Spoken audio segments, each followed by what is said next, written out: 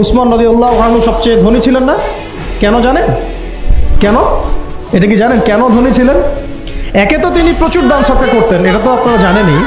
আরেকটা জিনিস অনেকে জানে না, তিনি উটের পিঠে বসেছিলেন, কিছু একটা খাচ্ছিলেন, এই দু একটা দানা পড়ে গেছে নিচে, উটের পিঠ থেকে নেমেছেন, নেমে সেই দানা উঠিয়েছেন, পরিষ্কার করেছেন, ধুয়েছেন, আবার খেয়েছেন।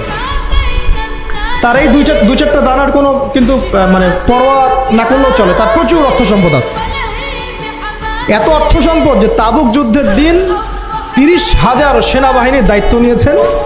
30,000 সেনাবাহিনীর দায়িত্ব নিয়েছেন। সেনাবাহিনী যাবে, থাকবে, খাবে, তাবু টাঙাবে, সব দায়িত্ব তার। 30,000 সেনাবাহিনীর দায়িত্ব নেওয়া কি চারটাখানি কথা? তো এই সাহাবী এই কয়েকটা খাবারের দানা উঠিয়ে খেলেন। নবী সাল্লাল্লাহু আলাইহি ওয়াসাল্লাম বলেছিলেন যে তোমাকে আল্লাহ পাক রিজিক বাড়িয়ে দিবেন না কেন? তুমি রিজিকের যে তাজিম, যে সম্মান তুমি করো, এর বদৌলতে আল্লাহ পাক তোমাকে বেহিসাব রিজিক দিবেন।